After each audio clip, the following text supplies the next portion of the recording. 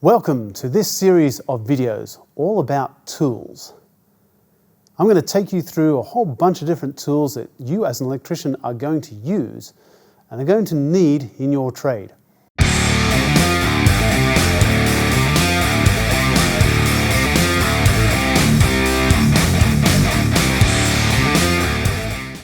Welcome back to another video about tools.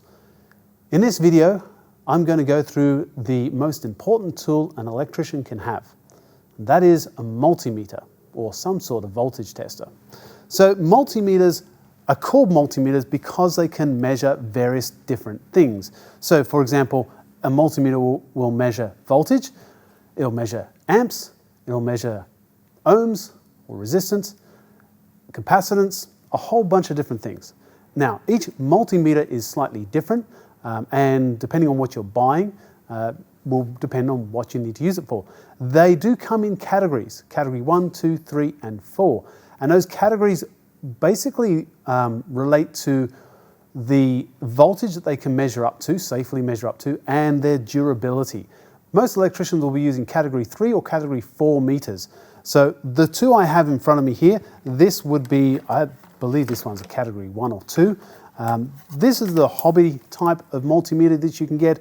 They cost about $10, $15.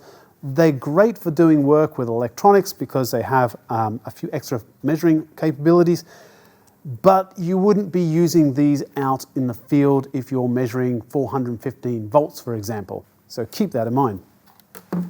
The other one I have here is a category 4 meter. This one is much bigger.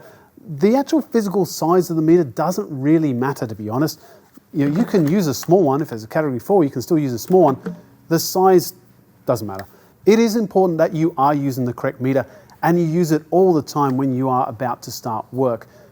Even if you know the circuit is de-energized or not even operational, still always test. You can never be too sure. So multimeters are very, very important. We use them all the time as electricians before we start any other job. Now I have one other tool here that I use all the time, and this is called a voltage tester, a contactless voltage tester, otherwise called a volt stick. A volt stick is a brand name. I've mentioned that in other videos before, how sometimes we talk about things and we use their brand names, but it is a contactless voltage tester or an inductance voltage tester. Now, the good thing about this particular one is that when I turn it on, it actually lights up green, so I know it's working. Many of the brands out there don't do that, so when you turn it on, you don't know if it's already working or not. With any test equipment, make sure you always test on a known source before you actually start using it and trusting it.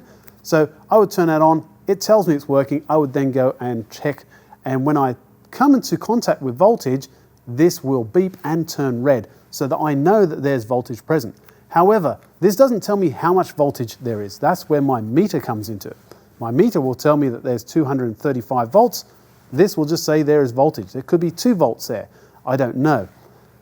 What is good about this is it's quick and easy for me to check. Yes, the circuit is energized. I need to go and isolate it. The other thing you need to be a bit mindful with these though is because they work on inductance. That means every electrical circuit creates a magnetic field. Whether it's small or large, it creates a magnetic field. And that's what this actually picks up. It picks up the magnetic field. So sometimes you can get false positives.